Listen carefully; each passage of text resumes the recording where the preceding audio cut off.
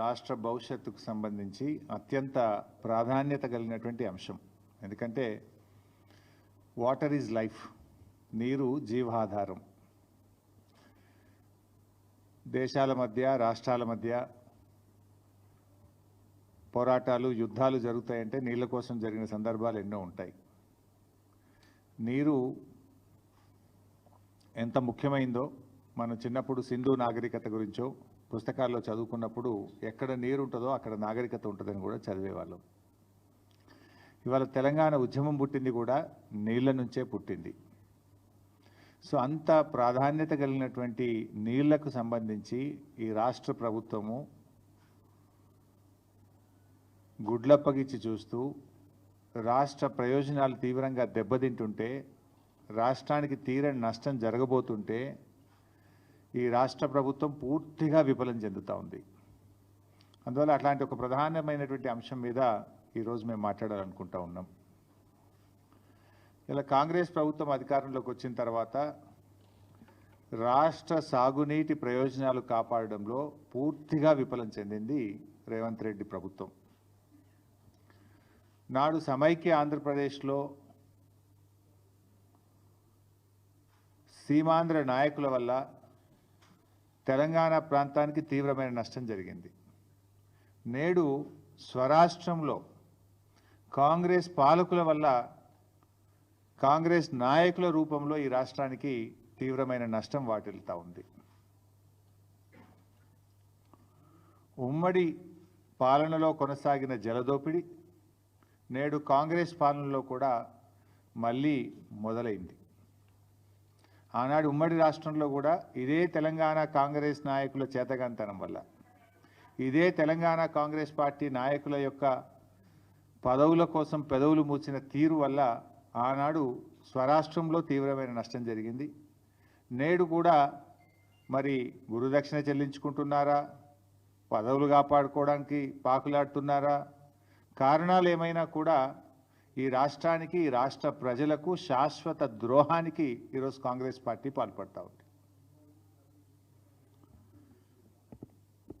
ఒకటి కాదు, రెండు కాదు,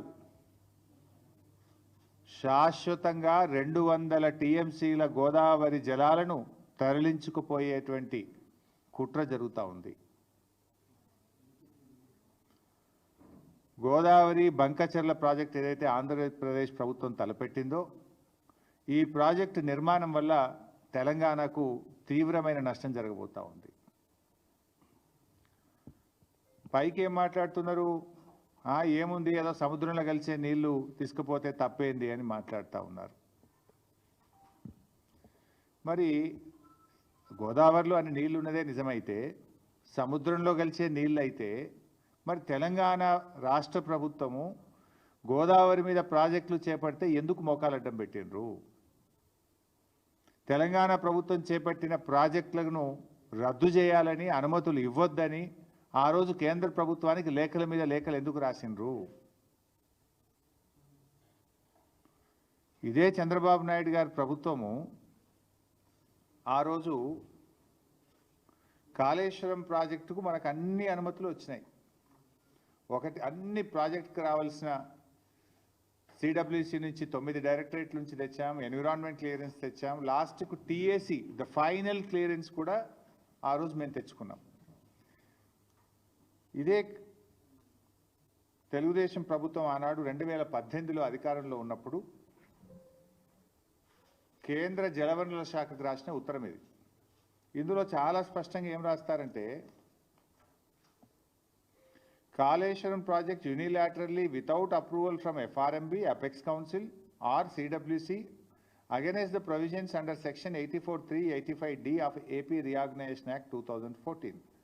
As per 11th schedule at para 7 of AP Reorganization Act 2014, no new projects based on water resources arrived at based on appropriate dependability criteria on Godavari or Krishna rivers can be taken up by the state of Telangana or state of Andhra Pradesh without obtaining sanction from Apex Council. ఇది మీరు రాసిందే. అయితే ఆ రోజు కేంద్ర ప్రభుత్వం కాళేశ్వరం కొత్త project కాదు, Pranahita Chevella కొనసాగింపే Kaleshwaram project అని చెప్పి ఆ రోజు కాళేశ్వరానికి కేంద్ర ప్రభుత్వం అన్ని అనుమతులు కూడా ఇచ్చింది. ఇట్లా చాలా ఉత్తరాలు రాశారు. చివరికి మనం తుమ్మిళ్ళ లిఫ్ట్ ఇరిగేషన్, మన భక్త రామదాస్ లిఫ్ట్ ఇరిగేషన్ కట్టాం గోదావరి మీద. భక్త రామదాస్ అనేది కూడా ఆల్రెడీ ఉన్న ఆయకట్టే, అది ఎస్ఆర్ఎస్పిలో భాగంగా ఉన్న ఆయకట్టుకు టేలెండ్కు నీళ్లు రావడం లేదని మనము చిన్న లిఫ్ట్ పెట్టి పాలేరు నియోజకవర్గానికి నీళ్ళు ఇచ్చాం. ఈ లిఫ్ట్ కూడా ఆపేయాలి, దీన్ని రద్దు చేయాలి, ఈ లిఫ్ట్ కట్టనీయద్దు అని చెప్పి కూడా అప్పటికి ఆంధ్రప్రదేశ్ ప్రభుత్వం కేంద్ర ప్రభుత్వానికి సిడబ్ల్యూసికి లేఖ రాసింది. ఇట్లా చాలా లెటర్లు. ఇది చంద్రబాబు నాయుడు గారు స్వయంగా రాసిన లెటర్. మీరు పాలమూరు ఎత్తిపోతల పథకానికి అనుమతి ఇవ్వద్దు, దిండి ఎత్తిపోతల పథకానికి అనుమతి ఇవ్వద్దు, ఇది కొత్త ప్రాజెక్టు, మీరు ఎట్లా స్టార్ట్ చేస్తారు, దీన్ని ఆపాలి అని చెప్పి స్వయంగా చంద్రబాబు నాయుడు గారు ఆయన ఓన్ హ్యాండ్ రైటింగ్తో రాసిన లెటర్. సరే, ఇట్లా ఇవన్నీ ఒకటి కాదు రెండు కాదు, ఆంధ్రప్రదేశ్ ప్రభుత్వం రాసిన 20-30 లెటర్లు ఇవి. తెలంగాణ ప్రాజెక్టులకు అడ్డుపడుతూ తెలంగాణ ప్రాజెక్టులను నిలిపివేయాలని, అనుమతులు ఇవ్వొద్దని, మీరు ఎట్లా కడతారని కోర్టుల్లో కేసులు వేశారు, కేంద్ర ప్రభుత్వం దృష్టికి తీసుకుపోయినారు, గ్రీన్ ట్రిబ్యునల్లో కూడా కేసులు వేసిండ్రు. అయితే ఈరోజు మరి నేను అడుగుతా ఉన్నా, గోదావరి బనకచెర్ల ప్రాజెక్టు కొత్త ప్రాజెక్టు కాదా? అసలు కేంద్ర ప్రభుత్వం ఎందుకు నిద్రపోతూ ఉంది? ఈరోజు మన రాష్ట్రంలో ఏపీ రీఆర్గనైజేషన్ యాక్ట్ తర్వాత ఇటు తెలంగాణలోనైనా అటు ఆంధ్రప్రదేశ్లోనైనా కొత్త ప్రాజెక్టులు చేపట్టాలంటే కేఆర్ఎంబి, జిఆర్ఎంబి అనుమతి తీసుకోవాలి. ఆ నదీ పరివాహక ప్రాంతంలో ఉన్నటువంటి రాష్ట్రాల నుంచి అంతర్రాష్ట్ర ఒప్పందం జరగాలంటే నదీ పరివాహక ప్రాంతంలో ఉండే అన్ని రాష్ట్రాలు ఒప్పుకోవాలి. నంబర్ 3, ఏపీ రీఆర్గనైజేషన్ యాక్ట్ ప్రకారంగా ఎపెక్స్ కౌన్సిల్లో కొత్త ప్రాజెక్టు అనుమతి పొందాలి. Number 4, central water commission clearance తీసుకోవాలి. నంబర్ 5, ఎన్విరాన్మెంట్ క్లియరెన్స్ తీసుకోవాలి. ఏ అనుమతి కూడా లేదు ఇప్పుడు గోదావరి బనకచెర్ల ప్రాజెక్టుకు. ఏ అనుమతి లేదు. నేను పైన చెప్పిన దాంట్లో ఏ ఒక్క అనుమతి లేకుండా నియమ నిబంధనలన్నీ బుల్డోజ్ చేస్తూ కేంద్రం జుట్టు తన చేతుల్లో ఉంది అని చెప్పి ఇష్టారీతిన రాత్రికి రాత్రి ప్రాజెక్టు రూపకల్పన చేసి ఇవాళ టెండర్లు పిలిచి ముందుకు పోతా ఉన్నారు. ఇది ఎక్కడి పద్ధతి అని నేను అడుగుతా ఉన్నా. అంటే మేము కాళేశ్వరం కడతానో, భక్త రామదాస్ కడతానో, మేము పాలమూరు కడతానో, దిండి కడతానో, ఆ రోజు కేంద్ర ప్రభుత్వానికి లేఖలు రాస్తారు, సిడబ్ల్యూసికి లేఖలు రాస్తారు, గ్రీన్ ట్రిబ్యునల్లో కేసు వేస్తారు, హైకోర్టులో కేసు వేస్తారు, సుప్రీంకోర్టులో కేసులు వేసి మోకాలు అడ్డం పెట్టే ప్రయత్నం చేస్తారు. కానీ ఇవాళ మీరు మేము కట్టిన అన్నీ కూడా పాత ప్రాజెక్టులు. పాలమూరు అయినా ఉమ్మడి ఆంధ్రప్రదేశ్లో స్టార్ట్ చేసింది, కాళేశ్వరం అయినా ఉమ్మడి ఆంధ్రప్రదేశ్లో స్టార్ట్ చేసింది. కానీ మీరు ఇలా కొత్త ప్రాజెక్టును నియమ నిబంధనలన్నీ కూడా ఉల్లంఘించి ఇవాళ ఆంధ్రప్రదేశ్ కడతా ఉంది. ఇది జరుగుతూ ఉంటే మరి మన ముఖ్యమంత్రి గారు పోయినసారి అసెంబ్లీలో మాట్లాడిన రేవంత్ రెడ్డి, బడ్జెట్లో మనకు గుండు సున్నా పెట్టినరు, మన ప్రాజెక్టులకు అనుమతిస్తలేరు, మనకు ఏమీ రావడం లేదు, నేను నీతి ఆయోగ్ మీటింగ్ను బైకాట్ చేస్తున్నా అని చెప్పి అసెంబ్లీలో చెప్పిండు. ఏమిచ్చిండ్రు? నువ్వు కడతామన్న మూసీ సుందరీకరణకు ఇదివరకు డిఫెన్స్ ల్యాండ్ రాలే. మూసీ సుందరీకరణ ప్రాజెక్టుకు ఇప్పటికీ అదేది వరల్డ్ బ్యాంక్ నుంచి అప్పు తెస్తామంటే ఫైల్ రిటర్న్ కొట్టిండ్రు. ఏది నీ మెట్రో రైలుకి ఇంతవరకు అనుమతి వచ్చింది లేదు. నువ్వు ఆ రోజు బడ్జెట్లో అయితే గుండు సున్నా, నువ్వే నీతి ఆయోగ్ మీటింగ్ బహిష్కరిస్తా అన్నాడు. మరి నిన్న నేను పొద్దుగాలని అందరికంటే ముందు పోయి కూర్చున్నాడు. నిన్న నీతి ఆయోగ్ మీటింగ్లో అందరికంటే ముందు పోయి రేవంత్ రెడ్డి రాత్రే పోయిండు, పొద్దుగాల ఫస్ట్ కూర్చున్నాడు. మంచి రాముడు మంచి బాలు లెక్క కూర్చున్నాడు. నేను అనుకున్నా దీని గురించి మాట్లాడతాడేమో, ఈ గోదావరి బంకచెర్ల ప్రాజెక్టును గట్టిగా ఎదిరించడానికే పోయిండేమో, నిలదీయడానికే పోయిండేమో ప్రధానమంత్రిని అని నేను అనుకున్నా. కానీ చూస్తే అసలు ఈ ప్రాజెక్టు గురించి మాట్లాడిన సందర్భం కూడా లేదు. ప్రధానమంత్రిని వ్యక్తిగతంగా కలిసి కూడా ప్రెస్ నోట్ రిలీజ్ చేస్తే దీని మీద మాట్లాడిన పరిస్థితి లేదు. ఏం జరుగుతూ ఉంది? రేవంత్ రెడ్డి మాట్లాడాడు, ఉత్తమ్ కుమార్ రెడ్డి అయితే అసలే మాట్లాడాడు. ఏం చేస్తున్నాడు? నీటిపారుదల శాఖ మంత్రి ఏం చేస్తున్నట్టు, ముఖ్యమంత్రి ఏం చేస్తున్నట్టు, ఈ రాష్ట్రానికి ఇంత తీవ్రమని నష్టం జరగబోతూ ఉంటే ఎందుకు స్పందించరు? ఇవాళ మనకు గోదావరిలో 959 టీఎంసీల నీళ్లను బచావత్ ట్రిబ్యునల్ మన రాష్ట్రానికి ముఖ్యంగా తెలంగాణ ప్రాంతానికి కేటాయించింది. మరి ఆ 959 టీఎంసీలను మనం వాడుకోవాలి కదా. ఇవాళ పైకి ఏం మాట్లాడుతున్నారు? లేదా ఇవి సముద్రంలో కలిసే నీళ్ళు అంటున్నారు. సముద్రంలో కలిసే నీళ్లు కావివి. తెలంగాణ రాష్ట్రం వాటిని వాడుకోలేదు కనుక, పూర్తి స్థాయి వినియోగంలోకి తేలేదు కనుక ఆ నీళ్లు కిందికి ప్రవహిస్తూ ఉన్నాయి. రేపు తెలంగాణ 959 టీఎంసీలు పూర్తిగా వినియోగించుకుంటే అక్కడ నీళ్లు ఉండవు. దీని వెనుక ఉన్న కుట్ర ఏంది? ఇవాళ ఇప్పటికే ఆంధ్రప్రదేశ్ గోదావరి నది మీద ట్రిబ్యునల్ వేయాలని చెప్పి సెక్షన్ 3 కింద కేంద్ర ప్రభుత్వానికి కంప్లైంట్ చేసింది. సో గోదావరి ట్రిబ్యునల్ వచ్చే లోపే ఈ బనకచెర్ల ప్రాజెక్టును త్వరితగతిన నిర్మించి, ఆల్రెడీ ప్రజాధనం ఖర్చు అయిపోయింది, ఆల్రెడీ మేము ఖర్చు పెట్టేసినాము, దీనికి నీళ్లు కేటాయించండి అని చెప్పి ట్రిబ్యునల్ ద్వారా నీళ్లు తీసుకోవడానికి ఒక పథకం ప్రకారంగా జరుగుతున్న కుట్ర ఇది. ఎట్లా సాధ్యమైతే చెప్పండి? నిజంగా 959 నువ్వు పూర్తిగా వినియోగించుకున్నప్పుడు అప్పుడు నీళ్లు కిందికి పోతే దాన్ని లెక్క తేల్చాలి. దానికి సిడబ్ల్యూసీ ఉంది, హైడ్రాలజీ ఉంది, అన్ని క్లియరెన్స్లు తేవాలి కదా. ఏ క్లియరెన్స్లు లేకుండా వాళ్ళు కడుతూ పోతుంటే ఎందుకు రాష్ట్ర ప్రభుత్వం మౌనంగా ఉన్నది? ఎందుకు రాష్ట్ర ప్రభుత్వం దాన్ని అడ్డుకోలేకపోతున్నది? There are many forums. నిన్న నీతి ఆయోగ్లో రేవంత్ రెడ్డి ఎందుకు ప్రశ్నించలేదు నేను అడుగుతా ఉన్నా. ఇంకా బాధ కలిగే అంశం ఏంది? 8 ఎంపీలు కాంగ్రెస్ గెలిచే, 8 ఎంపీలు బీజేపీ గెలిచే. 16 ఎంపీలు గెలిస్తే ఏం లాభం ఈరోజు రాష్ట్రానికి? బడ్జెట్లో ఏమి రాదు. మన నీళ్లను కూడా తీసుకుపోతా ఉంటే బీజేపీ ఎంపీలు మాట్లాడరు, నా కాంగ్రెస్ ఎంపీలు మాట్లాడరు. పార్లమెంట్ను స్తంభింపజేయాలి కదా. ఏం చేస్తున్నట్టు బీజేపీ ఎంపీలు, కాంగ్రెస్ ఎంపీలు? ఎవరికి కూడా బాధ్యత లేదా? ఒకరు రాష్ట్రంలో అధికారంలో ఉన్నారు, ఇంకొకరు కేంద్రంలో అధికారంలో ఉన్నారు. కేంద్రంలో అధికారంలో ఉన్న వాళ్ళు చట్టాన్ని ఉల్లంఘించి పక్క రాష్ట్రం నీళ్లు తీసుకుపోయే ప్రయత్నం చేస్తుంటే కేంద్రంలో ఆ చట్టాన్ని అమలు చేయాల్సినటువంటి వాళ్ళు ఆపే ప్రయత్నం చేయరు.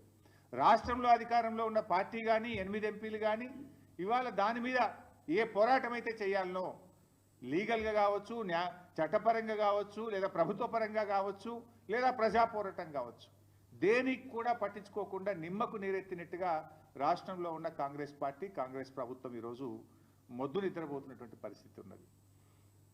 ఇలా ముఖ్యంగా ఈ రాష్ట్రం నుంచి 2 కేంద్ర మంత్రులు ఉన్నారు, కిషన్ రెడ్డి గారు, బండి సంజయ్ గారు. మీకు బాధ్యత లేదా అని అడుగుతా ఉన్నా. మీరు ఈ రాష్ట్రానికి ప్రాతినిధ్యం వహిస్తూ ఈ రాష్ట్రానికి అన్యాయం జరుగుతూ ఉంటే మీరు ఏం చేస్తున్నారో నేను అడుగుతా ఉన్నా. కిషన్ రెడ్డి గారు, మీరు చాలా సీనియర్ నాయకుడు, ఎమ్మెల్యేగా కూడా పనిచేశారు. మరి మీరు సిడబ్ల్యూసీకి వెళ్ళి ఏ రకంగా గోదావరి బంకచెర్లకు అనుమతిస్తారో ప్రశ్నించరా? కేబినెట్ మీటింగ్లో ప్రధానమంత్రి గారికి మీరు చెప్పరా? ఇలా ఎంత దుర్మార్గం అంటే, ఏ అనుమతి లేదు దానికి. నా జిఆర్ఎంబి అనుమతి లేదు, సిడబ్ల్యూసీ అనుమతి లేదు, ఎన్విరాన్మెంట్ క్లియరెన్స్ లేదు, అపెక్స్ కమిటీ అనుమతి లేదు. ఏ అనుమతి లేకుండానే కేంద్ర ప్రభుత్వం 50% నిధులు గ్రాంట్ కింద ఇస్తుందట. మరో 50% నిధులు ఎఫ్ఆర్బిఎంకు అదనంగా అప్పు తెచ్చుకోవడానికి అనుమతిస్తుంది అని చెప్పి చంద్రబాబు నాయుడు గారు స్వయంగా ప్రెస్ మీట్లో చెప్తున్నారు, పత్రికల్లో వార్తలు వస్తున్నాయి. ఎట్లా ఇస్తారు? ఒక చిన్న చెరువు కట్టాలంటేనే ఎన్విరాన్మెంట్ క్లియరెన్స్ అడుగుతారు, ఒక చిన్న ప్రాజెక్టు కట్టాలంటేనే మీకు వాల్తా చట్టము, ఈ చట్టము, ఆ చట్టము, రకరకాల అనుమతులు అడుగుతారు. ఇంత పెద్ద ప్రాజెక్ట్, ఇంటర్లింకింగ్ ఆఫ్ రివర్స్, ఒక నదిని ఇంకో నదికి కలిపేటువంటి ప్రాజెక్టుకు మరి దాంట్లో అంతర్రాష్ట్ర సమస్యలు కూడా ఉన్నాయి. మహారాష్ట్ర ఉంది, కర్ణాటక ఉంది, తెలంగాణ ఉంది. పైన ఎగువ ఉన్న రాష్ట్రాల అభిప్రాయాలు తీసుకోరా? జిఆర్ఎంబి అనుమతి తీసుకోరా? ఇవి లేకుండా మరి ఎట్లా కేంద్ర ప్రభుత్వం ఆర్థికపరమైన అనుమతిస్తుంది? ఎట్లా కేంద్ర ప్రభుత్వం ఈ ప్రాజెక్టు కట్టడానికి అనుమతిస్తుంది? మరి కేంద్రం అనుమతిస్తుంటే ఆ ప్రభుత్వంలో ఉన్న కిషన్ రెడ్డి, బండి సంజయ్లు ఎందుకు మౌనంగా ఉంటున్నారు? రాష్ట్ర ప్రయోజనాలు మీకు పట్టవా? మీ పదవులే మీకు ముఖ్యమా? తెలంగాణ రాష్ట్ర ప్రయోజనాలు మీకు ముఖ్యమా అని నేను అడుగుతా ఉన్నా. మీకు బాధ్యత లేదా అని నేను అడుగుతా ఉన్నా. అడగండి, ప్రశ్నించండి, మన రాష్ట్ర ప్రయోజనాలు కాపాడండి. అవసరమైతే కిషన్ రెడ్డి గారు ఆల్ పార్టీ డెలిగేషన్ లీడ్ చేయండి, మేమందరం వస్తాం ప్రధానమంత్రి గారి దగ్గరికి. ఈ రాష్ట్రం నుంచి కేంద్ర కేబినెట్ మంత్రిగా ఉన్న కిషన్ రెడ్డి గారు అన్ని పార్టీలను తీసుకుపోయి తెలంగాణ ప్రయోజనాలు కాపాడవలసిన బాధ్యత మీ మీద ఉన్నది. పదవిలో ఉండడం ముఖ్యం కాదు, ప్రజల ప్రయోజనాలు ముఖ్యం. ప్రజల యొక్క, ఈ రాష్ట్రం యొక్క ప్రయోజనాలు మీరు కాపాడలేకపోతే ఆ పదవిలో ఉండే అర్హత కూడా మీకు లేదు అని చెప్పి నేను మనవి చేస్తా ఉన్నా. ఎట్లా ఇస్తారు నిధులు? ఎట్లా ఇస్తారు? అసలు ఆ ప్రాజెక్టుకు జీరో పర్మిషన్స్. నైదర్ సిడబ్ల్యూసి, నార్ జిఆర్ఎంబి, నార్ ఎన్విరాన్మెంట్ క్లియరెన్స్, నార్ ఇంటర్స్టేట్ అగ్రిమెంట్, నథింగ్. ఇక దానికి ఏ రకంగా ఇస్తారు అని నేను అడుగుతా ఉన్నా. ఇంకా ఉల్టా బాధ కలిగే అంశం ఏంటంటే, తెలంగాణ ప్రభుత్వం అన్ని అనుమతులతో మనం కాళేశ్వరం ప్రాజెక్టును త్వరితగతిన పూర్తి చేయాలి, తెలంగాణ ప్రజల రైతుల దాహార్తిని తీర్చాలని చెప్పి మనము కేంద్ర ప్రభుత్వ సంస్థల నుంచి అప్పు తెచ్చుకున్నాం. ఇది ప్రైవేట్ బ్యాంకులు కాదు. రేవంత్ రెడ్డి లెక్క 170 కోట్ల బ్రోకర్ ఫీజు లంచం ఇచ్చి భూములు కుదబెట్టి షేర్ మార్కెట్లో తేలే మేము. కేంద్ర ప్రభుత్వ సంస్థ ఆర్ఈసి పిఎఫ్సి దగ్గర మనం అప్పు తెచ్చినాం. తెస్తే ఇదే కేంద్ర ప్రభుత్వం ఇది ఎఫ్ఆర్బిఎం కంటే అదనంగా ఉన్నది అని రికవరీ పెట్టింది మన మీద. రికవరీ పెట్టింది కేంద్ర ప్రభుత్వం. మీరు అప్పు తెచ్చింది ఎఫ్ఆర్బిఎం పరిమితి దాటారు అని చెప్పి మనకేమో రికవరీ పెట్టారు. కానీ ఇప్పుడు ఆంధ్రప్రదేశ్కి ఏమంటున్నారు, మీకు 40,000 కోట్లు గ్రాంట్గా ఇస్తాం, ఇంకో 40,000 కోట్లు అదనంగా అప్పు తెచ్చుకోవడానికి ఎఫ్ఆర్బిఎం పరిమితులు దాటి కూడా మీకు పర్మిషన్ ఇస్తాం. అంటే ఆంధ్రప్రదేశ్కో నీతి, తెలంగాణకో నీతి. ఏం మేము భారతదేశంలో భాగంగా కాదా? మరి భారతదేశ అభివృద్ధిలో తెలంగాణ భాగస్వామ్యం లేదా? ఎందుకు తెలంగాణ పట్ల బీజేపీకి ఇంత కక్ష అని నేను అడుగుతా ఉన్నా. ఎందుకు బీజేపీ తెలంగాణ మీద పగబట్టింది అని నేను అడుగుతా ఉన్నా. ఇవాళ మీరు పోలవరం జాతీయ ప్రాజెక్ట్ ఇచ్చారు ఆంధ్రప్రదేశ్కు, సంతోషం, వి వెల్కమ్. మాకేం జలసీ లేదు. మాకెందుకు జాతీయ ప్రాజెక్ట్ ఇవ్వరు? మా పాలమూరు ఎత్తిపోతల పథకానికి ఎందుకు ఇవ్వరు? మా కాళేశ్వరంకి ఎందుకు ఇవ్వరు? మా సీతారామ ప్రాజెక్టుకి ఎందుకు ఇవ్వరు? ఆంధ్రప్రదేశ్కి ఆల్రెడీ పోలవరం జాతీయ ప్రాజెక్ట్ ఇచ్చారు. ఇప్పుడు రెండవది గోదావరి బంకచెర్లకు కూడా 80,000 కోట్ల రూపాయలు ఇస్తామంటున్నారు. దానికి 80,000 ఇస్తారు, పోలవరంకు 80,000 కోట్లు, దాదాపు 80,000 దాటుతుంది పోలవరం కూడా. అంటే 1,60,000 కోట్ల రూపాయలు ప్రాజెక్టుల నిర్మాణానికి ఆంధ్రప్రదేశ్కు సమకూరుస్తున్నారు. అందులో ఒక పై సంబంధం అన్న తెలంగాణకి ఇచ్చారా? 1%, 1,600 కోట్లని ఇచ్చారా అని అడుగుతా ఉన్నా నేను. ఇయ్యనప్పుడు 8 ఎంపీలు బీజేపీ గెలిచి ఏం ప్రయోజనం?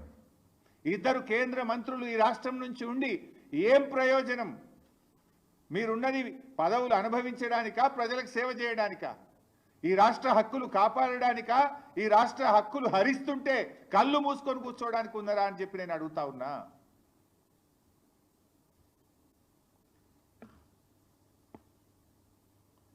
ఇలా బీజేపీ తెలంగాణకు ద్రోహం చేస్తూ ఉంది. ఇది తీవ్రమైన ద్రోహం. అరే మా ప్రాజెక్టులకు ఇప్పటికీ అనుమతులు ఇయ్యరు. మా సమ్మక్క సాగర్ ఇప్పటికీ ఇంకా అనుమతులు రాలేదు. మా పాలమూరు డిపిఆర్ను రిటర్న్ పంపించిండ్రు. మా దిండి ప్రాజెక్టుకు అనుమతులు ఇయ్యరు. మా ఏమో అనుమతులు ఇయ్యరు. పక్క రాష్ట్రానికి అనుమతులు లేకుండా నిధుల వర్షాన్ని కురిపిస్తున్నారు, కనక వర్షాన్ని కురిపిస్తున్నారు. ఏ అనుమతులు లేకున్నా కూడా నిధులు ఇస్తాం, ప్రాజెక్టులు కట్టండి అంటున్నారు. ఇది ఎక్కడి నీతి? మరి ఈ రాష్ట్రం నుంచి బీజేపీకి ప్రాతినిధ్యం వహిస్తున్న వాళ్ళకు బాధ్యత లేదా అని చెప్పి నేను అడుగుతా ఉన్నా. ఈరోజు కిషన్ రెడ్డి గారు చొరవ చూపాలి. అవసరమైతే మీరే ఆపండి, లేదంటే అఖిలపక్షాన్ని తీసుకుపోయినా సరే ఈ గోదావరి బనకచెర్ల ప్రాజెక్టు, అక్రమ ప్రాజెక్టును నిలిపాలి, ఆపివేయాలని చెప్పి నేను డిమాండ్ చేస్తా ఉన్నా. లేదంటే మేమందరం ఢిల్లీకి వచ్చి సిడబ్ల్యూసి కార్యాలయం ముందు బీఆర్ఎస్ పార్టీ ఆధ్వర్యంలో ధర్నా నిర్వహిస్తాం. కేంద్ర ప్రభుత్వ యొక్క ద్వంద్వ నీతిని ఢిల్లీ వేదికగా ఎండగట్టామని చెప్పి కూడా హెచ్చరిస్తా ఉన్నాం.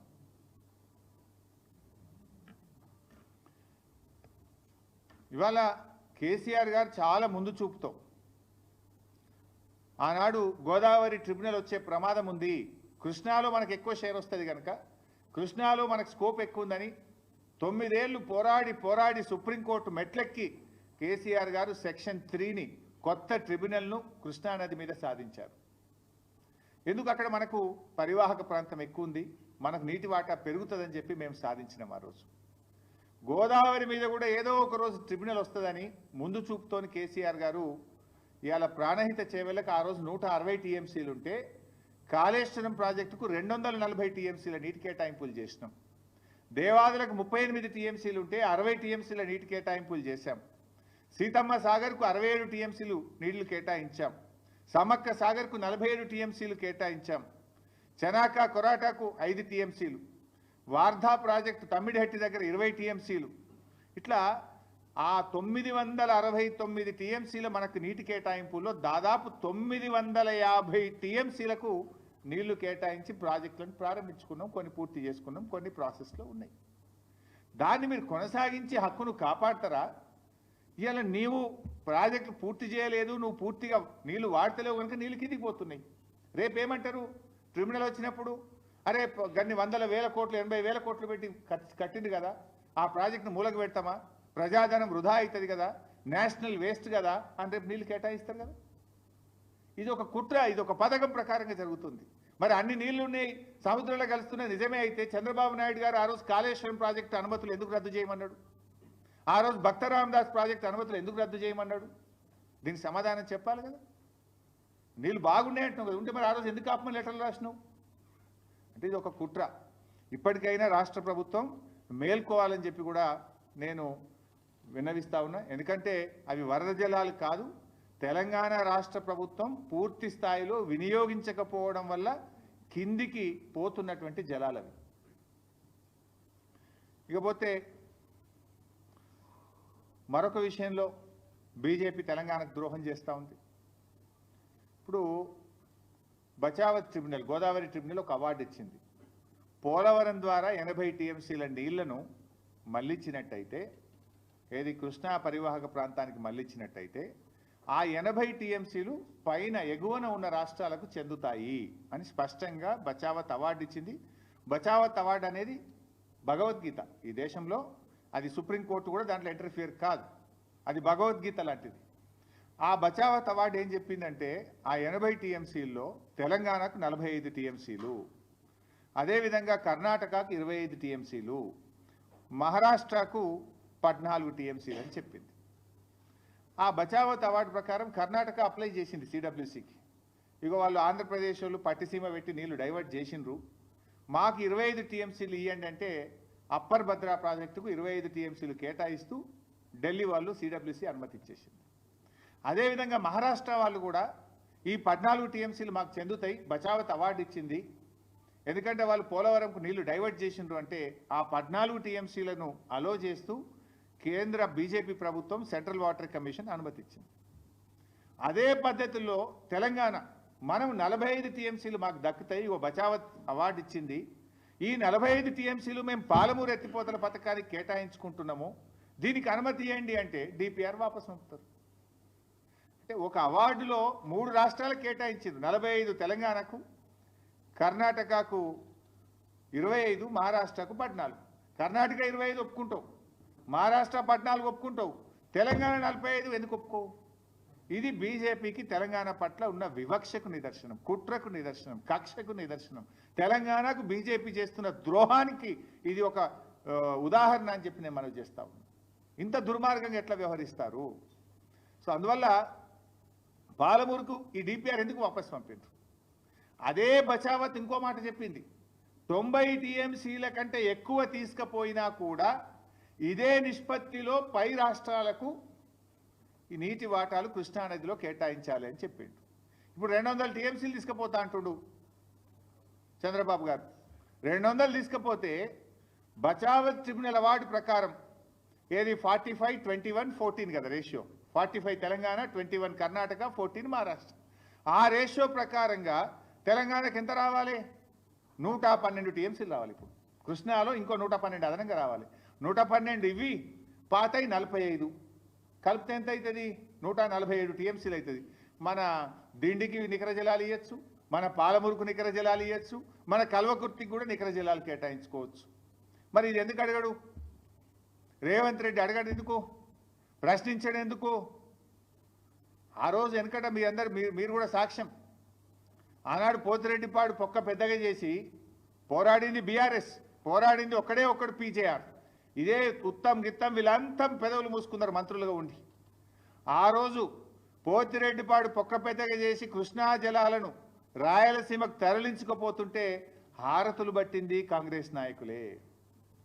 ఇవాళ గోదావరి జలాలను అక్రమంగా ఆంధ్రప్రదేశ్ తరలించుకుపోతుంటే హారతులు పడుతున్నది ఈనాటి ముఖ్యమంత్రి రేవంత్ రెడ్డి గారు.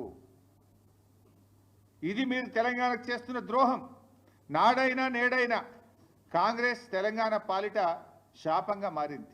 ఈ రాష్ట్ర ప్రయోజనాలు కాపాడలేకపోతా ఉన్నారు. అసలు మీరు చూడండి ఒకసారి, ఏడాదినర్థం కాంగ్రెస్ పాలన ఏం సాధించింది? ఒక ప్రాజెక్టు కట్టినరా?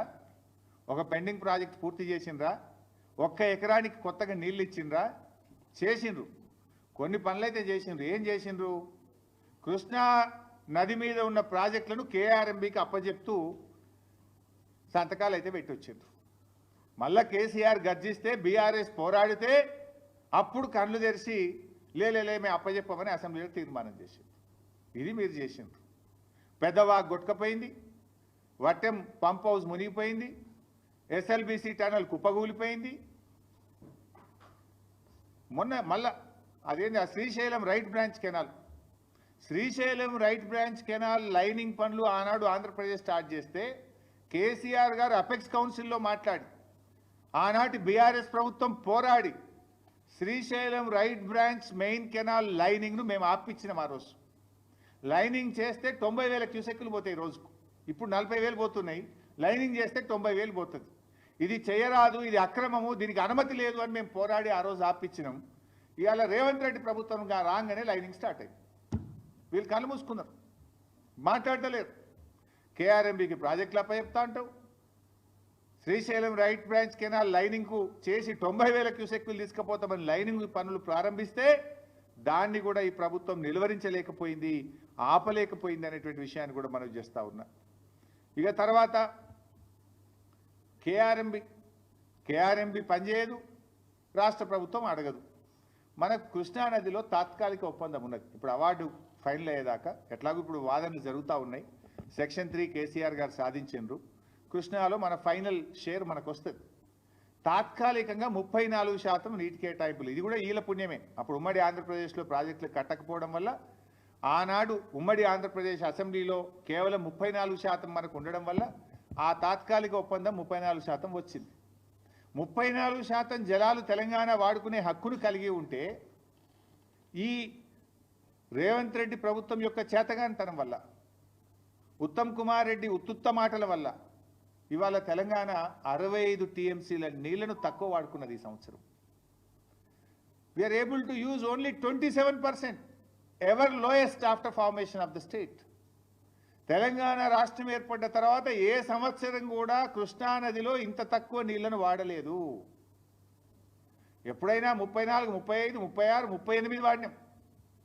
కానీ రేవంత్ రెడ్డి ప్రభుత్వం యొక్క పట్టింపు లేకపోవడమా, పరిపాలన సామర్థ్యం లేకపోవడమా, లేదా గురుదక్షిణ చెల్లించుకోవడంలో భాగమా, కారణం ఏదైనా 27% నీళ్లను మాత్రమే తెలంగాణ ప్రభుత్వం వాడుకున్నది. రోజు పెద్ద పెద్ద మాటలు మాట్లాడతావు కదా ఉత్తమ్ కుమార్ రెడ్డి, దీని మీద ఎందుకో మాట్లాడవు? చెప్పిందే చెప్పి అబద్ధాల పాట పాడుతుంటావు కదా కాళేశ్వరం మీద. ఇక్కడ నువ్వు ఫెయిల్ కాలేదా?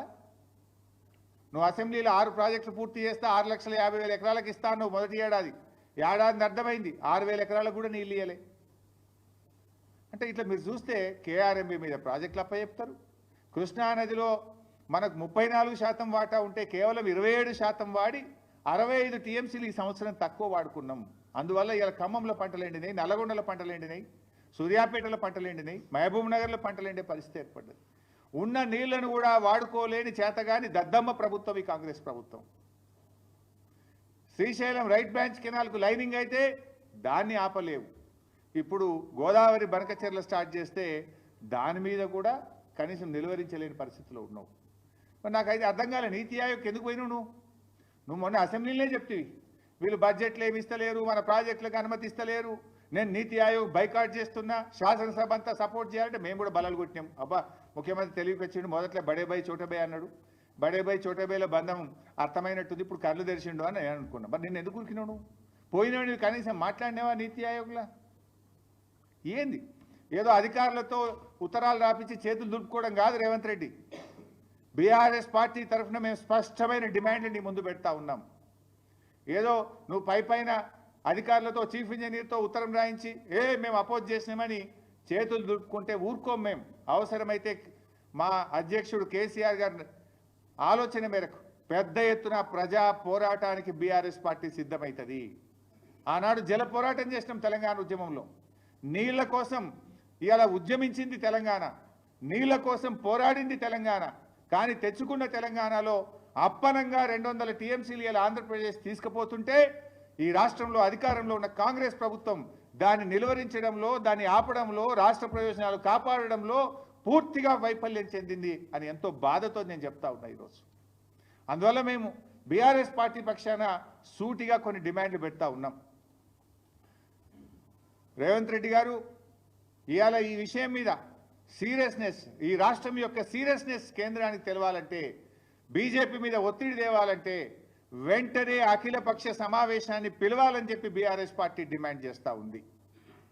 నంబర్ 2, ప్రత్యేక అసెంబ్లీ సమావేశం పెట్టి గోదావరి బనకచెర్ల ప్రాజెక్టును తెలంగాణ రాష్ట్రం తీవ్రంగా వ్యతిరేకిస్తుందని అసెంబ్లీలో చర్చించి అసెంబ్లీలో ఏకగ్రీవ తీర్మానం చేసి కేంద్ర ప్రభుత్వానికి పంపాలని చెప్పి మేము డిమాండ్ చేస్తూ ఉన్నాం. అదేవిధంగా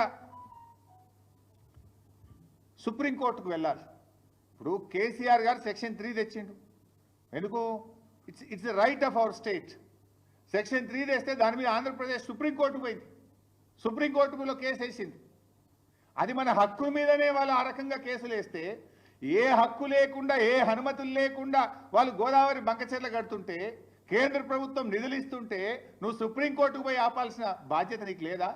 నీ ఎంపీలు పార్లమెంటు చేయాల్సిన బాధ్యత మీకు లేదా? నీతి ఆయోగ్ మీటింగ్లో ప్రశ్నించాల్సిన బాధ్యత నీకు లేదా? ఏం చేస్తున్నావు? నిద్రపోతున్నావా? ఆఫీసర్లతో ఉత్తరాలు రాసి చేతులు దులుపుకుందాం అనుకుంటున్నావా? తక్షణమే అఖిలపక్షం పిలవండి, ప్రత్యేక అసెంబ్లీ సమావేశం పెట్టి ఏకగ్రీవ తీర్మానాన్ని కేంద్రానికి పంపండి, సుప్రీంకోర్టులో కేసు వేసి న్యాయ ద్వారా మన రాష్ట్ర హక్కులు కాపాడండి, మీ ఎంపీలను వెళ్ళి పార్లమెంట్లో గట్టిగా ప్రశ్నించమని చెప్పండి. లేదంటే ప్రజలు తెలివైనటువంటి వాళ్ళు, అటు బీజేపీ తన బాధ్యతల్ని కేంద్ర మంత్రులు బీజేపీ నిర్వర్తించకపోయినా, రాష్ట్ర ప్రభుత్వం రాష్ట్ర హక్కులు కాపాడకపోయినా తప్పకుండా ప్రజలు కర్రుగాల్చి వాత పెట్టరు, వదిలిపెట్టరు. ప్రజలు చరిత్రహీనులుగా మిగిలిపోతారు. తస్మాత్ జాగ్రత్త అని చెప్పి హెచ్చరిస్తూ, మా ఆవేదన రాజకీయం కాదు, మా ఆవేదన రాష్ట్ర ప్రయోజనాలు కాపాడడం, రాష్ట్ర హక్కులు కాపాడడం. ఏ అనుమతులు లేకుండా రాత్రికి రాత్రి ప్రాజెక్టు పనులు ప్రారంభించబోతుంది. టెండర్లు పిలిచారు ఇప్పటికే. దానికి బీజేపీ ప్రభుత్వం వత్తాసు పలుకుతుంది. ఇప్పటికే ఒక జాతీయ ప్రాజెక్టు ఇవ్వడమే కాక ఈ ప్రాజెక్టుకు మరో 80,000 కోట్ల రూపాయలు కేంద్ర ప్రభుత్వం ఇస్తుంది. తెలంగాణకు 8 పైసలు ఇయ్యరు, మెడికల్ కాలేజ్ ఒకటి ఇయ్యరు, ఒక ప్రాజెక్టుకు రూపాయి ఇయ్యరు. అప్పు తెచ్చుకున్న డబ్బులను రికవరీ పెట్టి రాష్ట్ర ప్రయోజనాలను దెబ్బకొడుతున్నారు. మరి ఈరోజు రాష్ట్ర ప్రజలు ఆలోచిస్తున్నారు. రాష్ట్ర ప్రజల పక్షాన రాష్ట్ర భవిష్యత్తు దృష్ట్యా మేము ఒక బాధ్యత కలిగిన ప్రతిపక్ష పార్టీగా, ప్రజాప్రతినిధులుగా ఇటు కేంద్ర రాష్ట్ర ప్రభుత్వాలకు దృష్టికి తెస్తా ఉన్నాం. రాష్ట్ర ప్రభుత్వం కూడా మొద్దు నిద్ర వీడి తక్షణమే అఖిలపక్షం పిలవాలి, అసెంబ్లీ సమావేశాల్ని పిలవాలి, సుప్రీంకోర్టుకు వెళ్ళి మరి మన రాష్ట్ర హక్కులు కాపాడాలని చెప్పి డిమాండ్ చేస్తున్నాం. Thank you.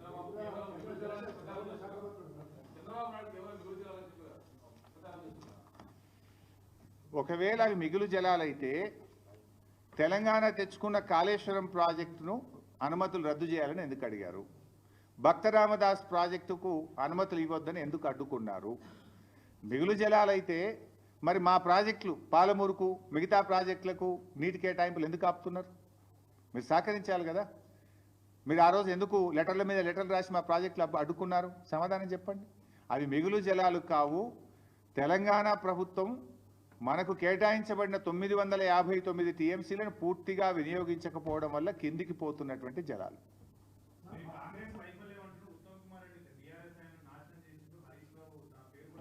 ప్రత్యేక సమావేశాలు అసెంబ్లీలో పెట్టమనండి. ఆల్రెడీ వైట్ పేపర్ పెడితే మూతి వలిగేటట్టు సమాధానం చెప్పిన.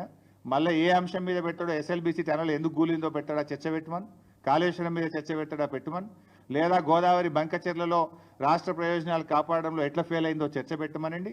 అసెంబ్లీ సాక్షిగా, 3 కోట్ల మంది ప్రజలు చూసే సాక్షిగా, మీ అందరి సాక్షిగా నేను చర్చించడానికి సిద్ధం, సమాధానం చెప్పడానికి సిద్ధంగా ఉన్నాను.